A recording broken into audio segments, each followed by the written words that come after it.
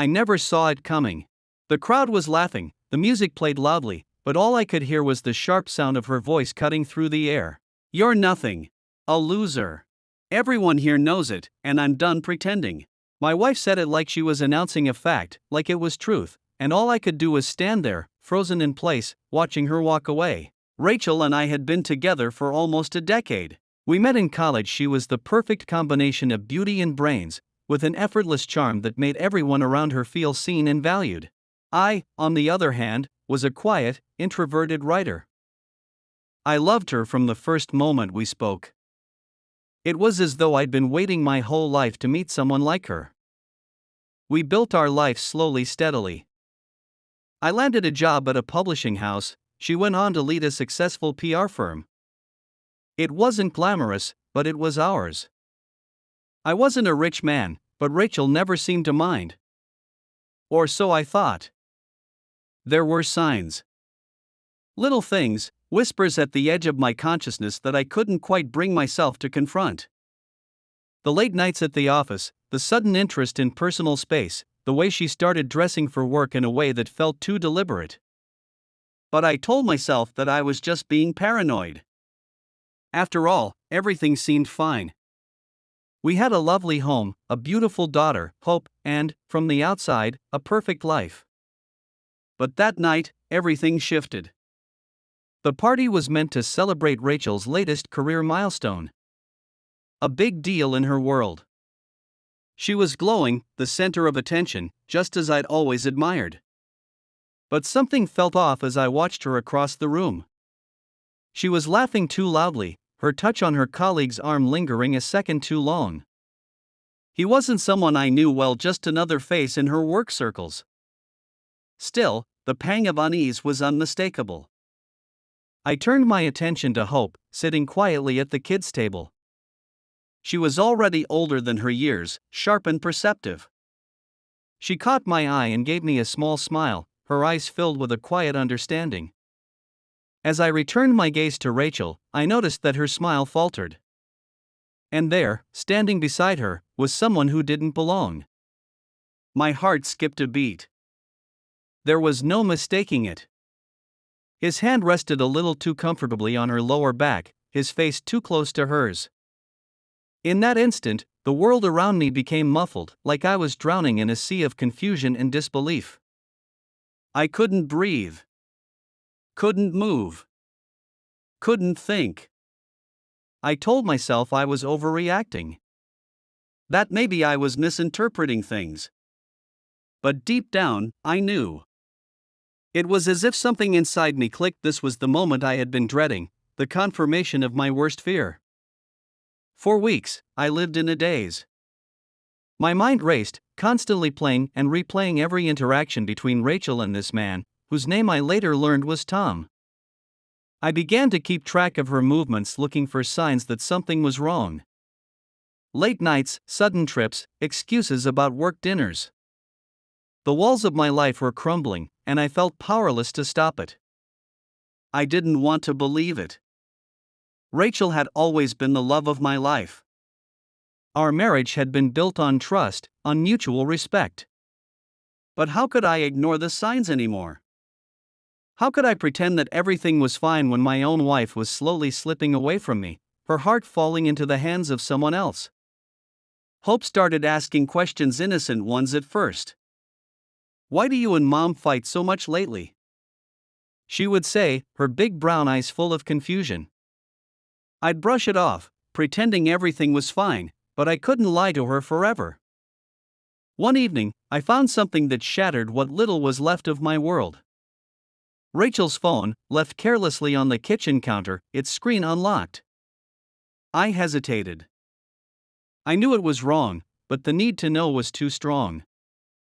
I unlocked it and opened her messages. And there it was, clear as day, an exchange between Rachel and Tom. I could barely read the words, my vision blurred with rage and disbelief. "Tom, I miss you. I can't stop thinking about you. Rachel, I'm coming to you tonight." He's clueless, and I'm done pretending. The betrayal hit me like a freight train. In that moment, I realized she had been living a double life. I had been nothing but a fool. But I wasn't going to let her win. I couldn't just sit there and let her destroy everything. I'd been the patient, understanding husband for so long, always putting her first. Now it was my turn to take control. I started gathering information, tracking her movements in a way I knew would make her uncomfortable if she ever found out. I followed her one evening after work. I knew where she was going. She was meeting Tom. I stayed back, watching from a distance, feeling like a stranger in my own life. They met at a fancy restaurant. Tom was there before Rachel arrived, sitting at a corner table, already with a glass of wine in front of him. When she walked in, her face lit up. She greeted him with a kiss on the cheek, the kind of kiss a wife gives a lover, not a colleague. I watched them, seething with rage, but I kept my composure. I wasn't going to make a scene. Not yet. The opportunity came sooner than I expected.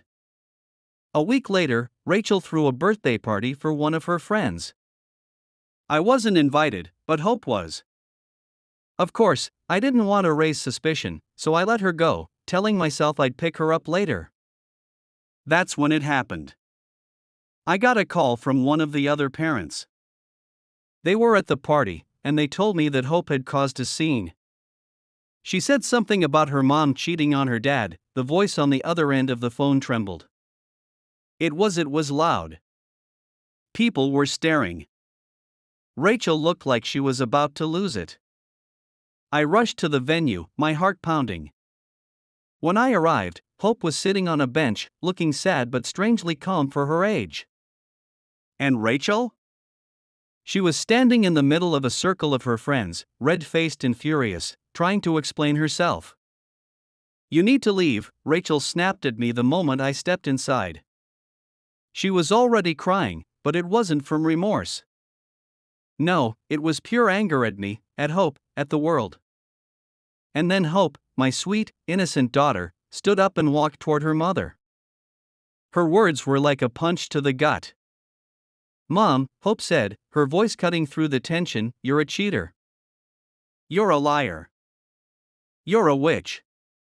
I never want to see you again." The room went dead silent. Rachel's face went pale, but she didn't say a word. Hope's words had left her speechless, and I felt a flicker of hope for the first time in weeks. In front of everyone, in front of her friends, her colleagues, and most importantly, in front of our daughter, Rachel had been exposed for what she truly was. The weeks after the party were a blur of emotions. Rachel tried to apologize, tried to convince me that she hadn't meant it, but I had heard enough. I had seen enough. The damage was done. I filed for divorce. But I didn't just want to walk away. No, I had to make sure Rachel knew that her actions had consequences.